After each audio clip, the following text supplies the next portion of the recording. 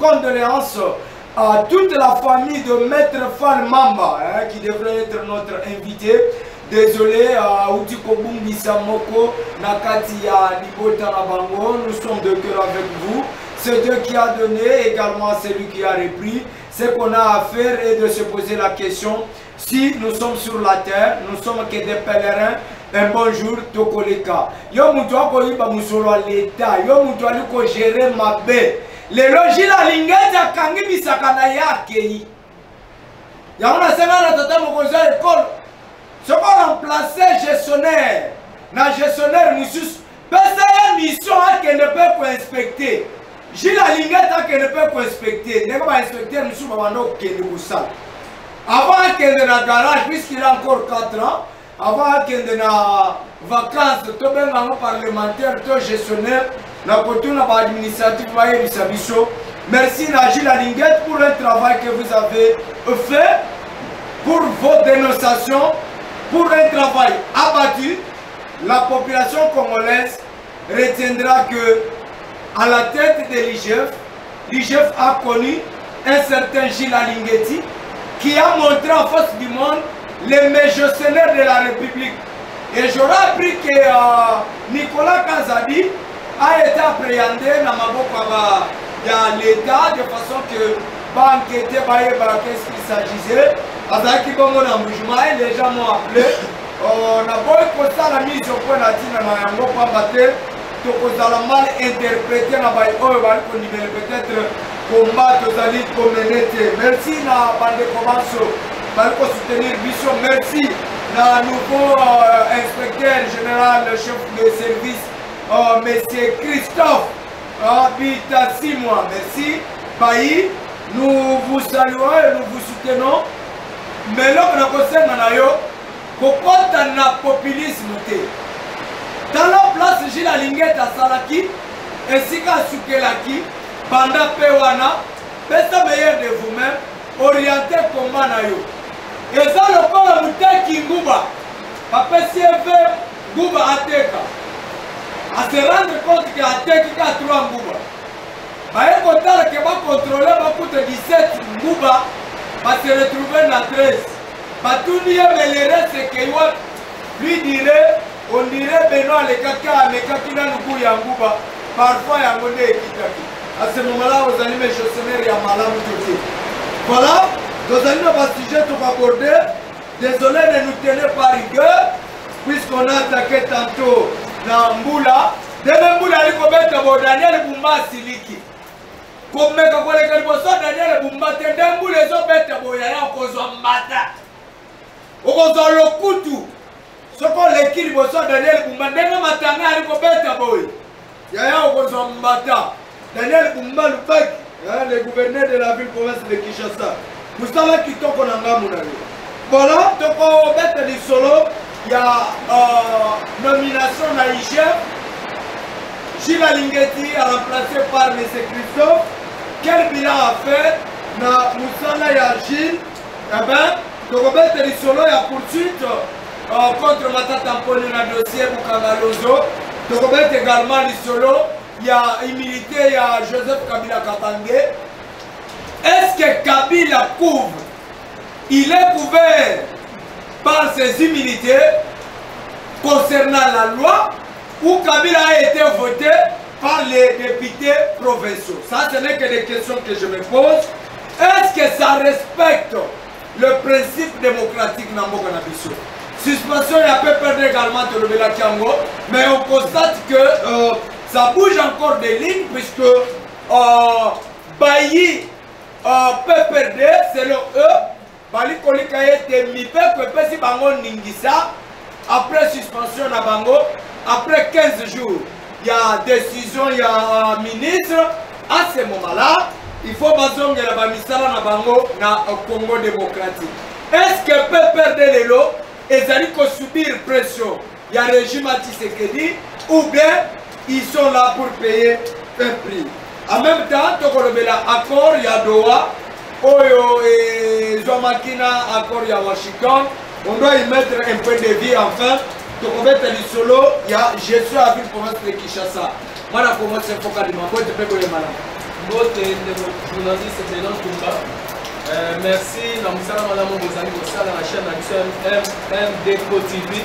Merci à ma peuple congolais pour eux, bazona na biso ba oyo bazana kati ya kozala menacer na moment où nous les obeta bozela Kinshasa et il y a problème ya makasi par rapport ya otozoma na Kinshasa sur mbule beti eza pena problème makasi même ba kino ba congolais kozala toujours na courage et puis toi ba keno nani tokoki ko voter nani tokoki kozala naye. Merci beaucoup. Dolinga Jozala Komoko ya opposition fort malheureusement. Il vient de perdre l'un de ses proches. Tonoba Moko Nakati ya Ligota Nabango. Aouti Kotika Bicho pour rendre notre sincère condoléances à toute leur famille et aussi famille à Alliance pour le changement et à Mana Congo, Jean-Marc Kaboul à Kaboul. Moi, je suis remplacement à IGF. Enfin, Gilles Alingeti a dit des kits. Quel bilan faites-vous par rapport à départ de Congo, Gilles Alingeti? Merci de vos journalistes. Par rapport à bilan de Gilles Alingeti, quand même, ils sont tous Congolais, ils ont fait cette chance mini. Et puis, c'est vrai qu'ils ont fait papa dans l'histoire de Malam. À ça, ils ont fait Malam.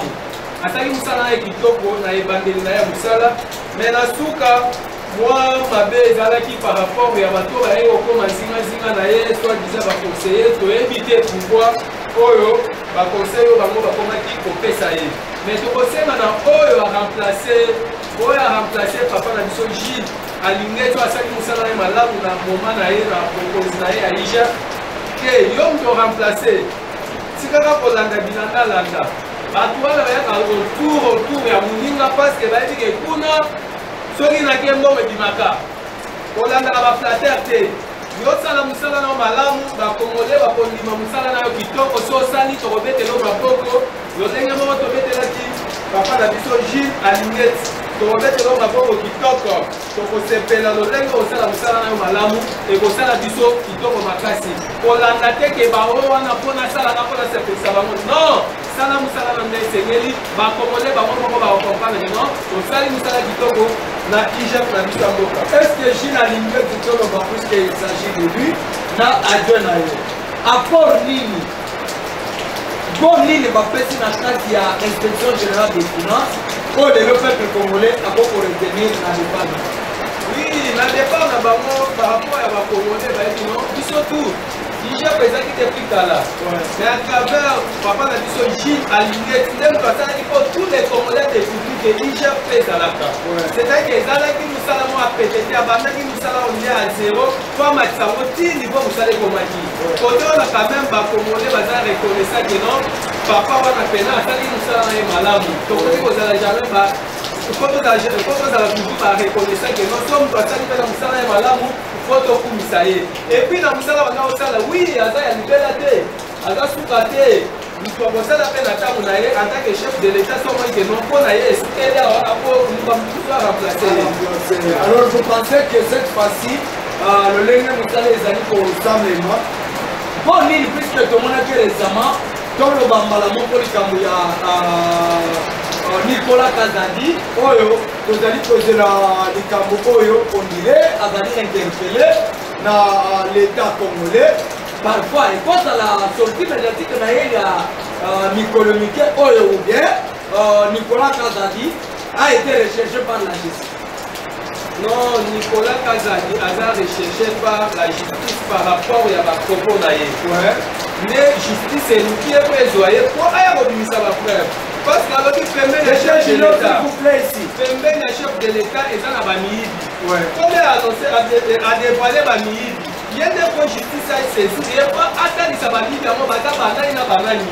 Et ça fait que bakanye pour côté dans la prison. Non, et ça dit bakanye pour nous sauver Mboka. Parce que le chef de l'État a connu aux alatans sans comprendre que madame te bami bio baza pembeni na ye.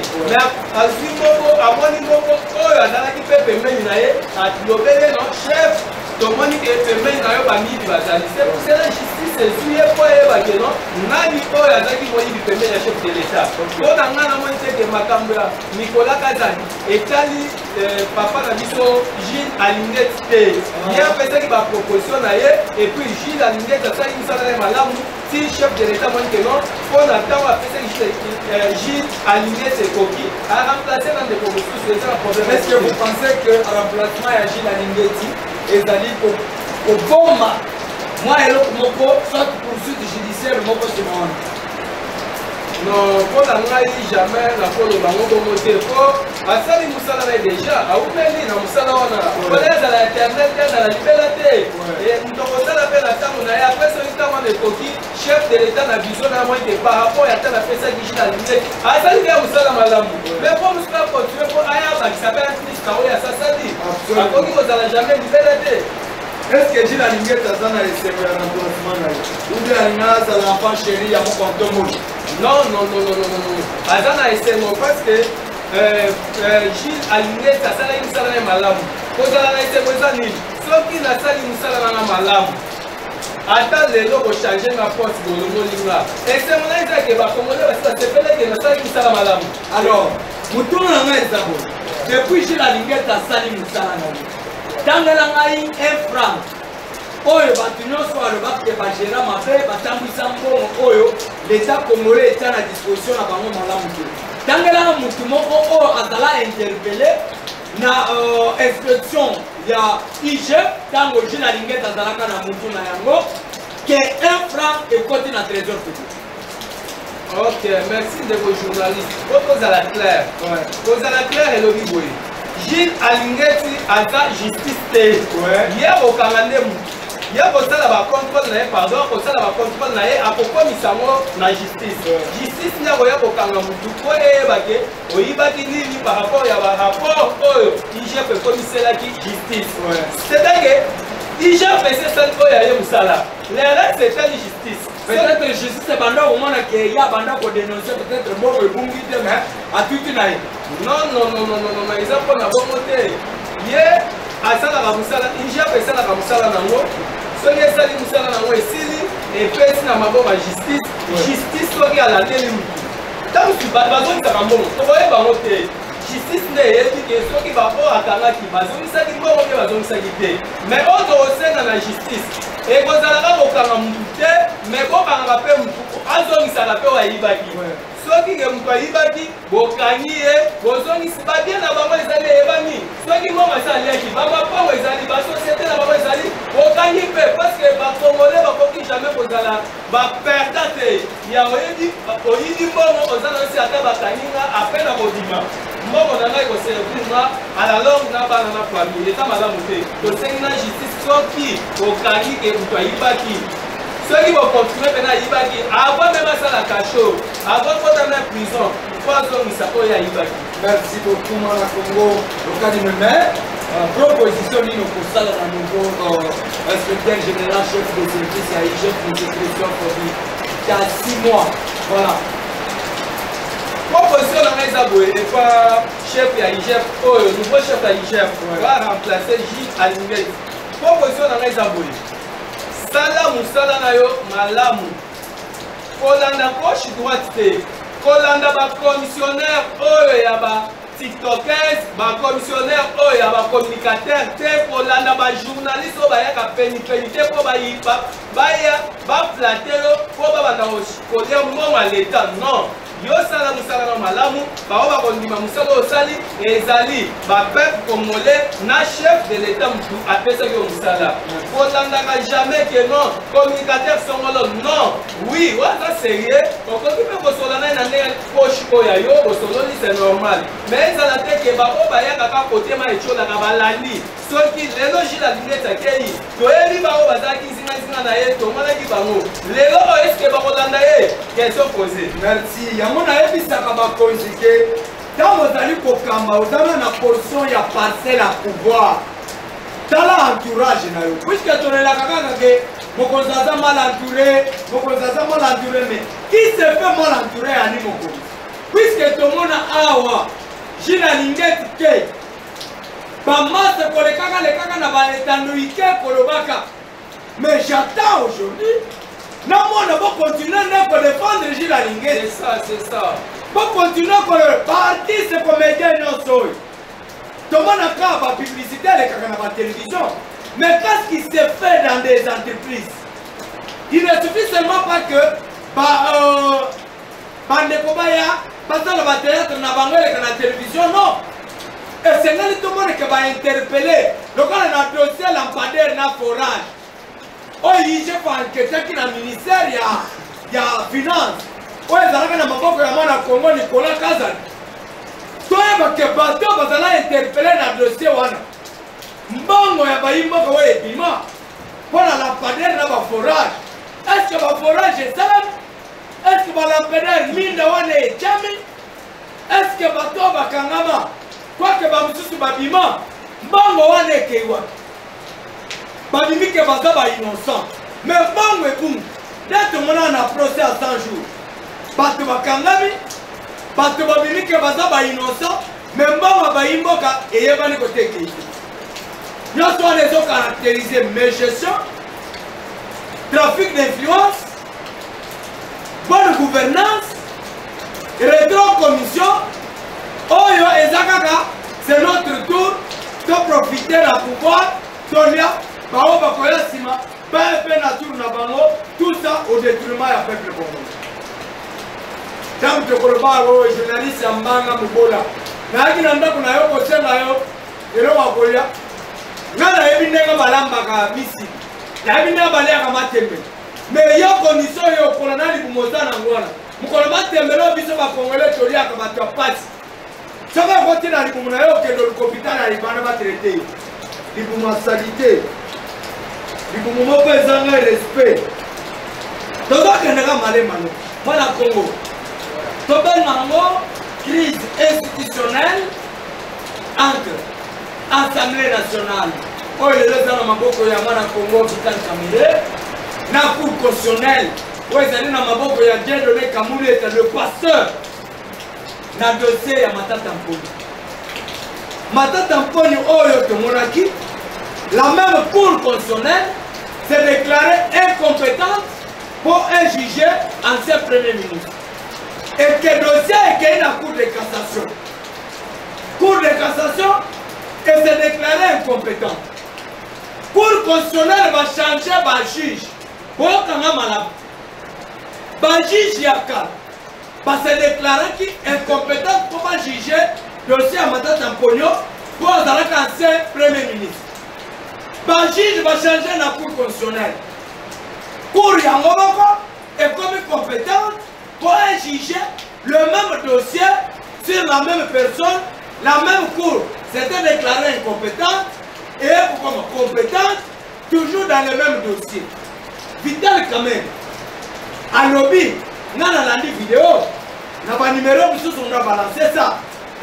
Cour constitutionnelle est suspendue qui n'a une poursuite, puisque Matata Mponi est candidat président de la République. En même temps, candidat député national. Alors, si ça verrait que Matata Mponi va voter qui est président de la République, Dieudonné Kamulu, quelle serait la procédure? Moi je pose que des questions.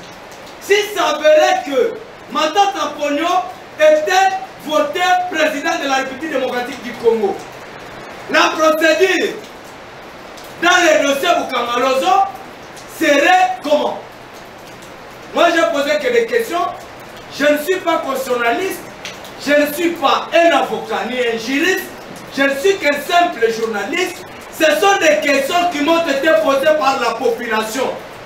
Ils m'ont dit, les populations de 26 provinces m'ont posé cette question pour relier ça à vous poser. Si ça verrait que Matata Mponi était voté président de la République, comment Dieudonné Kamulu était avec la Cour constitutionnelle? Vous devrez continuer avec le dossier Bukamalozo. Matata Mponi dit que c'est un acharnement, un procès politique. Kamerhe appelle la Cour constitutionnelle, pour ne pas citer l'individu Kamulu, de respecter le principe et la collaboration entre les deux institutions. Est-ce que vous pensez que si Kemata Tampone sortirait le président de la République, le même dossier devrait continuer ou on devrait cesser les poursuites? Merci ndeko journaliste.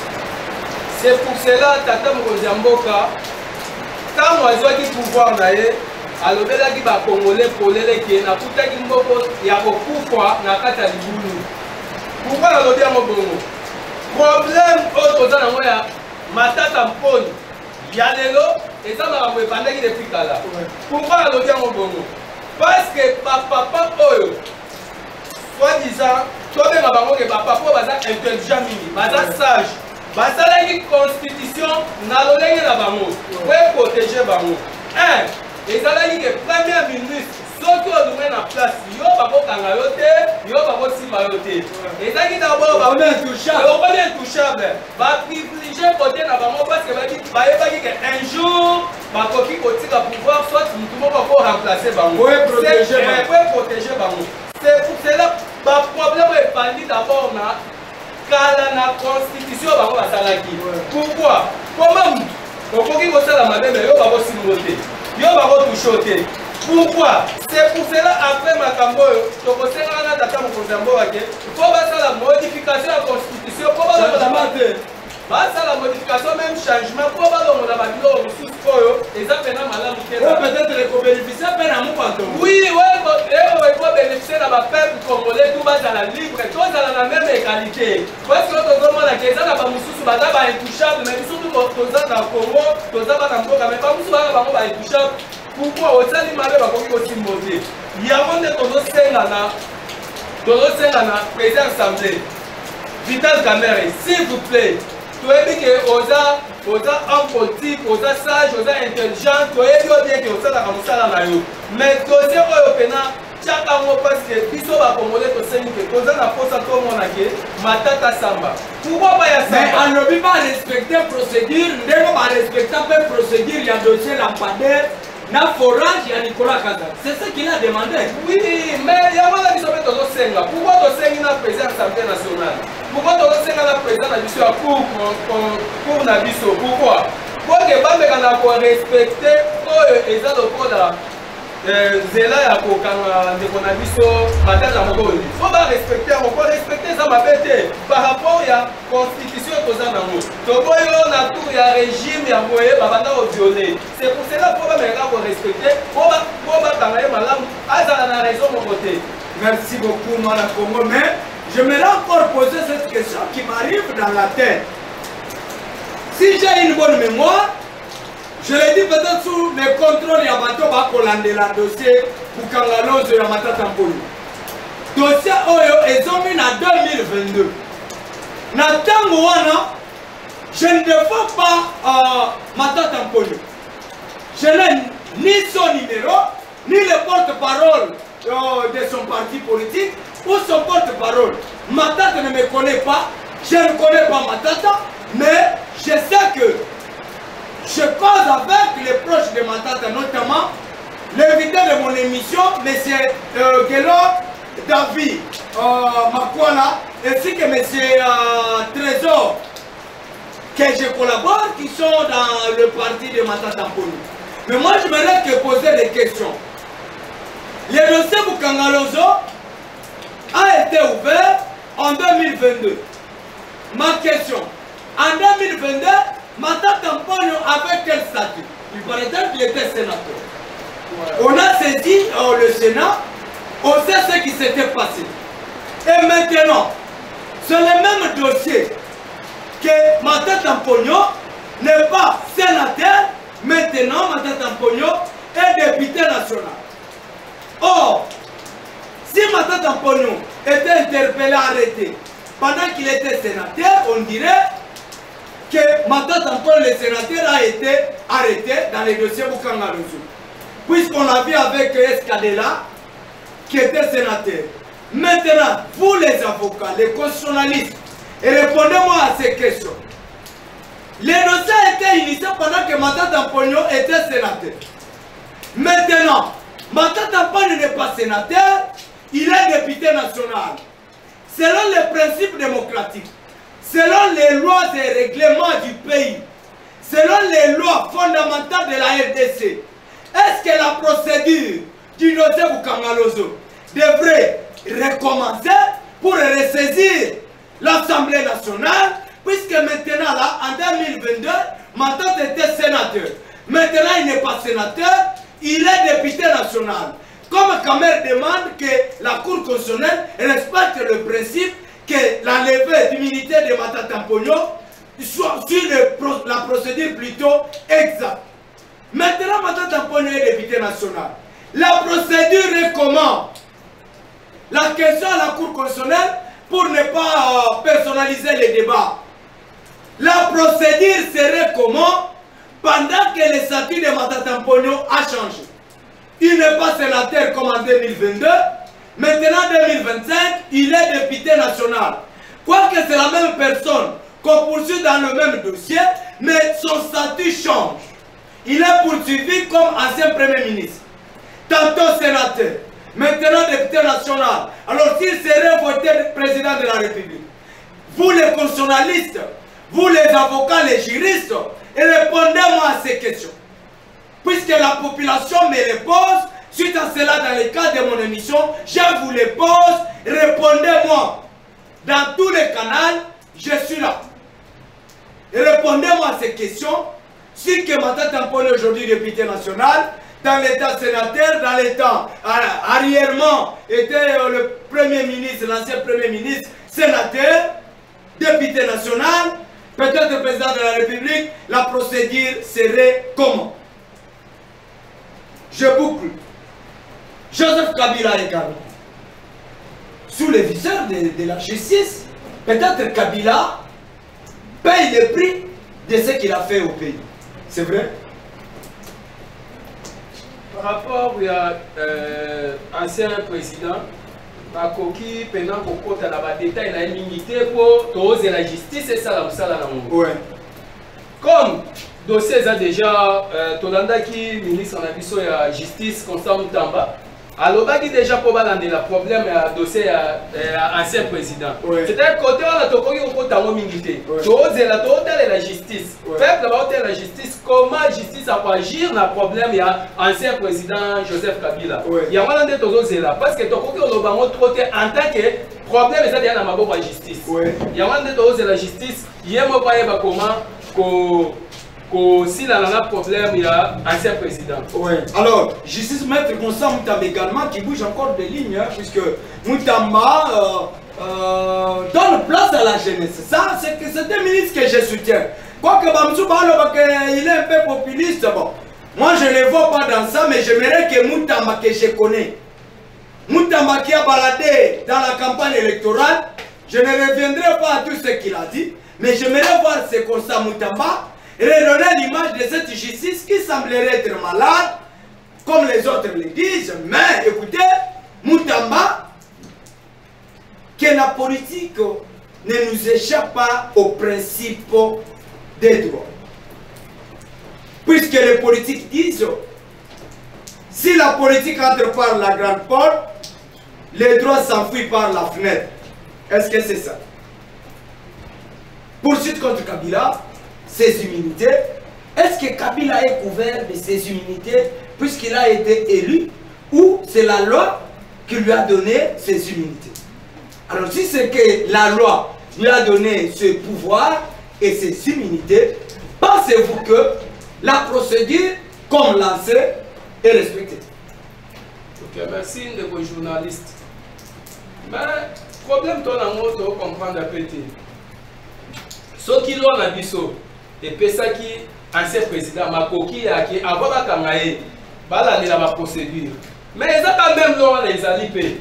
Balade la procédure, balade la Kangaye, ceux qui a ça qui mbeba, ceux qui a ça qui mabe, balade la c'est même loi. Loi on est comme ça, même loi ekokanga yo eza problème te que soki azalaki protégé par la loi même loi wana ezali ya kolandela oyo procédure ekosalaki non bakanga ye bakangi ye problème tozoboya ekoma ya ke non bakokanga ye pour finir tozomona réaction te eza mwa pasi mais toyebi ke justice azwaka ta na ye ya kozala na bapreuve nyonso na maboko po ezala te ke non oyo wana esimbaki te oyo wana esimbaki te c'est pour cela justice azozwa ta na ye tootalela ye koma s'il sa problème, il y a un ancien président. Merci beaucoup. Toi, tu as mis directement gestion de la ville-province de Kinshasa et pas moi au Congo, Daniel Bumba du BAC, que les autres, même ceux de l'Union sacrée, Marie Kossé a démissionné pour sauver vie. Tout le choix porté par lui de Pince, il y a Daniel Bumba et deux villes qui ou mais gestion il y a Kimbutana, Jantini Ngobila. Il y a Daniel Bumba pour relever des filles. Ok, merci de vos journalistes. Problème ton en Mboka, bawe la baba poste trop. Balingaka, ba nommé, ba benye ke non, ngainde na komi boy, ngane na komi boy. Non. Na poste ozo bunda pose en mot. Quand même faut étudier moi voir comment. Parce que ngaza si que soki ke avant d'aki pena a étudier ville à Kinshasa.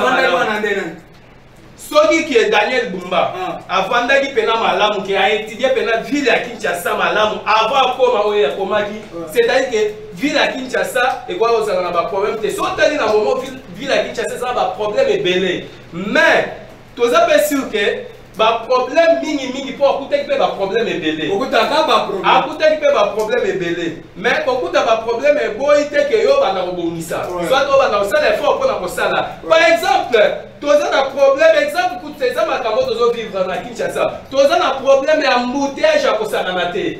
Na mona qui même ba député provincial ba bengisa qui ministre ya transport Bob Amis. Alors que les difficultés dans le gouvernement ya kan. Oui, problème est aboyé. Ministre de la Transport, s'il vous plaît, obanda ki musala malamu kitoko. Tout le monde qui obénissa qui va montar en collaboration na hôtel de ville pour la formation à montar, pour que montar quand même à code de la route. Et ceux qui n'arrivent pas à montar, pardon. Banda pena ba engin na bino transport o bakanga ba mitukana ba moto bazo créer ba embouteillage ya kosakana te na ville ya Kinshasa oyebi ke baza wana na éviter so ba za identifier ba moto ba telemi na bakoya ba 24 partout ozo e ba te na nyanja ya transport to senyi oboye ba kongole ba senyi boye soki pena ke pour la facilité pe ba embouteillage diminuer parce que place où bazo kanga ekangelo bakanga ba moto soit bakanga mituka bakanga mabe position bakanga bakomisa ka embouteillage parce que kokanga ndeni bango bakanga mu kokanga na bango eza lokola bazo botola eloko eza lokola kokanga te parce que mutu amemi des clients na sima soit aza na mutu kazo kende mbala mo bimeli okatele clé non bakanga bongo te kokanga eza pe na ba principe ba former soki bakangi baweleli et puis tozo yeba te ba engin ya transport wana pena soki opusani peme na bango et puis tomona bango kanga bato ba moto ke no za lipapa mais engin yemo wana lipapa na kilote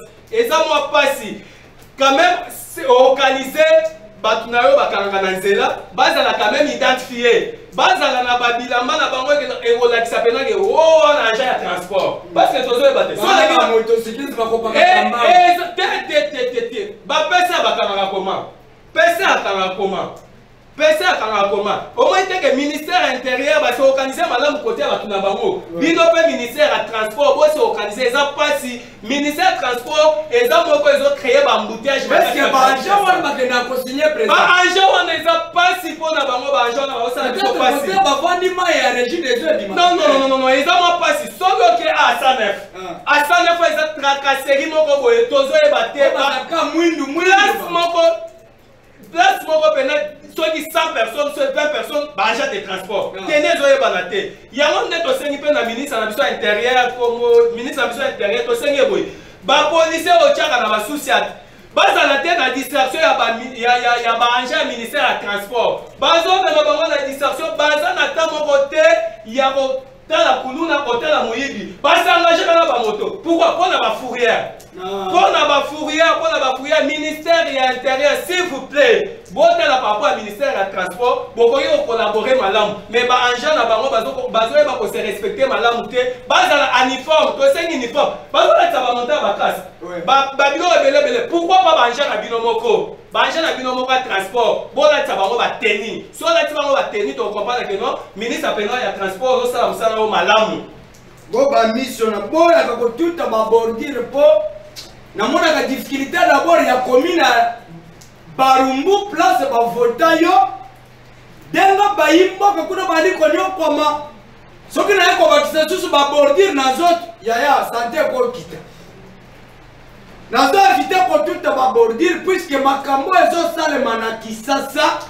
banda obimisi ba cri tarifaire na yo ba chauffeur tilelo batika kana ba pria donc boyaki ko kosa ndeba kinwa na ba papier na ba français na bino to bon pensa cri tarifaire pensa que ba chauffeur ba respecter na tongo soko za na DGC pour comme na kitambo prier ba na kati oko ya na 2000 na 3000 oko me kitambo pour comme ça mutu nosa mutu kazona na kulera mutu kana mandefu na ba chauffeur na mandefu ba kati sete lokolo ya ngai maître ko sa mutam tinda ba ja ba kanga biso yoso ba to mandefu to koma ko mapengo yanga ba ko kata doki tina baja bakangele biso no baje no sa mandefu ebelo soko la nei ba chauffeur wana atola na mulaya mandefu na ebele na yango a petit prix biso no to na station ya kitambo o a 2500 pour na zamba o a 5500 o a 5000 francs o 2500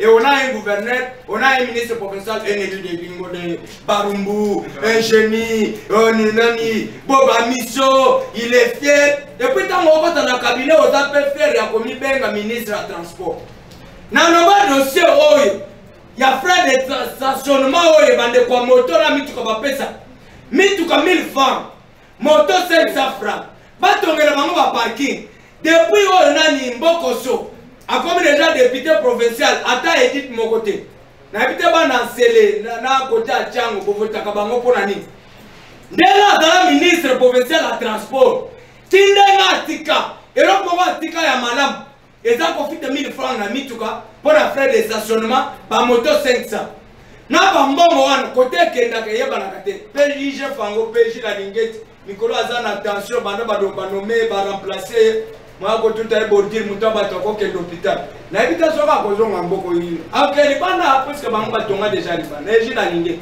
akeli banda ate ye bao bakendanga bongo toyebi te mais par rapport ya ndako mwana asali musala na ye toyebi kaka keno akovanda bisika moni ke ekoki mpo na ye po avanda merci tata mokoza ekolo azali kobakisa baaccord puisque de décriaka yango na kabila ke kabila baaccord secret eyebani te mais constate que tata mokoza ekolo mpe azolekele par assemblée nationale te mais tozoyoka ke peut-être baaccord ezali kose signe est ce que kokoposer dégâts lobby na gestion ya mboka. Ok, merci de vos journalistes. Par rapport à l'accord oyo ba gouvernement soit tata mokonzi ya mboka zo signé. Ouais. Est-ce que ça signé accord? Na yebi pena yo ebite. Yo mutanyo secret. Non. Po batanyo secret bele ba comment kima ko komi pena batanyo. Naza mutanyo secret, naza pe mutu opposition, naza indépendant. Vous êtes indépendant. Ouais, naza indépendant. Mais ba yebisa ninga ke yo za côté à pouvoir tout en opposition. Mais est-ce que tolobi pour le ministère du transport?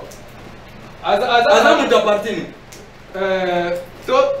Na évidemment mais toi kaza na kolandela bo ba miso oza mutu parti politique ya nani peut-être makambo tomona na ministère du transport et cause les outils du colon puisque ba kono ba parti politique baza pe na ba compte à rendre na mboka o toke par rapport ya ba oyo tata mokonzi ya mboka effort azo sala eza kaka toujours pour que abunda pour que makambo ebonga parce que soki abunda tilelo déjà etikali ya abunda kaka mais babunda ka toujours abunda kana nani président tout ya monde entier ti po atika bitumba na ye fo mandat na ye so esili. Oui, akobunda ti mokolo botika la jour moko mpona mandat na ye nde bitumba na ye esili. Parce que lelo ata soki tata mokonzi ya mboka asilisi nzala soki asilisi nzala tokozala na problème ya kotanga baklasse ya bien. Soki asilisi classe tokozala mposa ya bahôpitaux ya bien. Soki asilisi tokozala toujours na posa, même aux États-Unis baka na posa.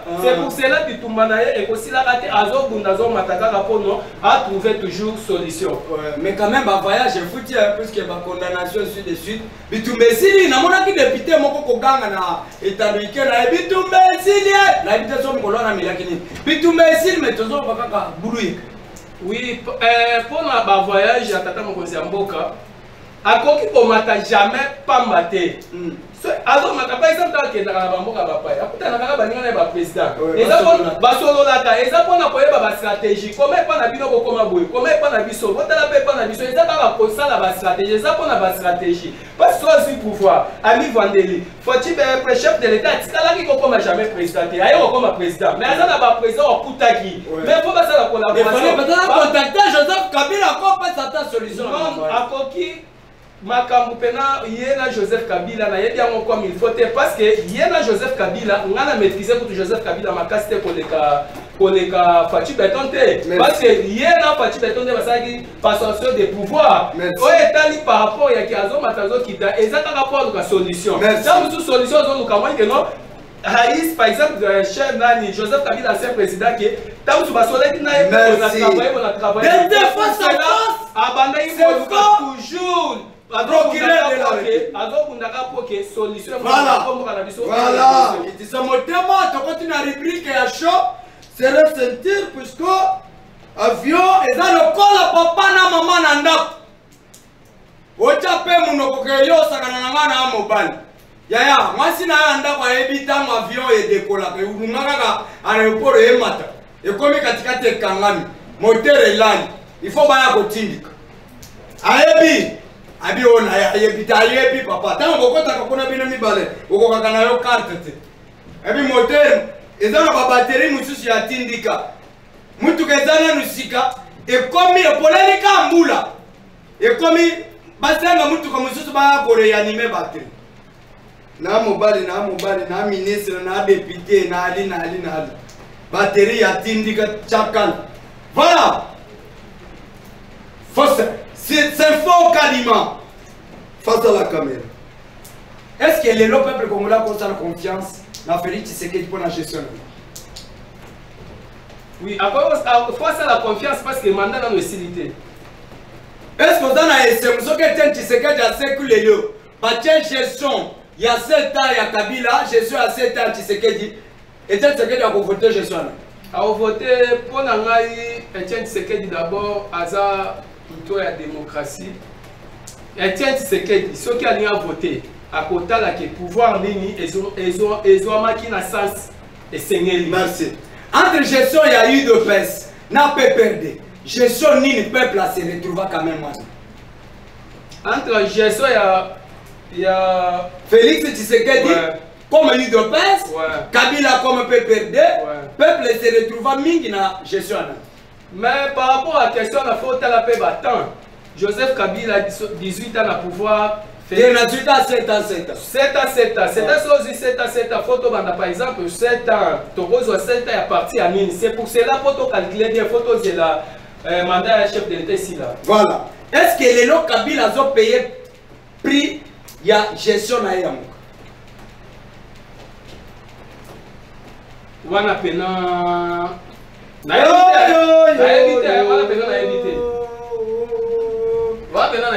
que les lots ceux qui m'ont nayo a yebisio entre Fachi na Kabila toko voter na? Soki mwana oya nga tunga mutuna ke entre Fachi na Kabila toko voter nani? Nga d'abord selon nga. D'abord yebise que non pouvoir ya malamu. Om tozwaka. Abandaka nango na élection faut ba peuple ba pèse au pouvoir. Merci. Merci. Il pèse à la tête du pays, il pèse de l'opposition, Mutuna Yasuka. Entre il pèse mi baloy. Oh wapi peuple a se retrouver. Na lobby IDPS na opposition, IDPS na pouvoir. Place ni peuple a pesi confiance collègue. Pour avoir un accord avec le peuple a pesi confiance collègue dans l'opposition. Merci. Votre dernier mot na passage na émission là. Et là liboso na solana ba jeune kinois. Omoni ba tata oyo, ba papa oyo ba travailler mingi. Ba jeune tous ont sa conscience. Tous ont sa conscience pour que bisonde faut ba papa ba ke opema. Ba sale lo roté, ba sale biso jeunesse lo roté, ba papa oyo. Ceux qui to banika ba toko calculer pendant. Quel moment difficile ba papa oyo. Nous sommes compliqués crise. Non, ba papa ba mi yebi. Ba mi yebi même ba jeune congolais ba yebi que ba papa oyo ba sale lo roté. Parce que ba sale ke loko. Lelo même bazela toko le la moté. Merci. Nous allons toko le la mboka té. Parce que vous ont condamné trop régime soit boy. Non, ba problème est bandaki depuis 1965 jusqu'à et bandaki depuis 1965. Merci bande ko batali. Tuambali pona bino selfo kadima moko ya baibali ko analyser mai batali Congo. Merci na bino baibolandi biso. Kolandisa poso mobimba. Merci pour la confiance fidélité. Mais là on a kotambola ka maboko na lobby. Ba gestionnaire nyonso na pesi bino mbote. Ba détourneur nyonso na pesi bino mbote. Ba nyonso babundisi shila lingeti. Que azali ko taper bino, azali ko inspecter bino. Quoi que bokangami me musolo mboka ezongite. Peuple congolais ko tuna bino. Shila lingeti okena na garage te ozana. Mais na ko sala na tata mokonza école na boboto nyonso. Jila Lingeta comme un inspecteur a inspecté le ministère de la Finance. Na intérieur. Boba mitungisi abande kwa ni yepe asubira. Nazali kobanga ke Christophe aya kokuta repela ba communicateur lokolo basungi Jila Lingeta a réussir. Puisque ça ba communicateur mususu basunga Joseph Kabila a réussir. Okuti ministre balobi ke Kabila bomimbo kama ya lobi ke ngana Jeraki Malam. Voilà.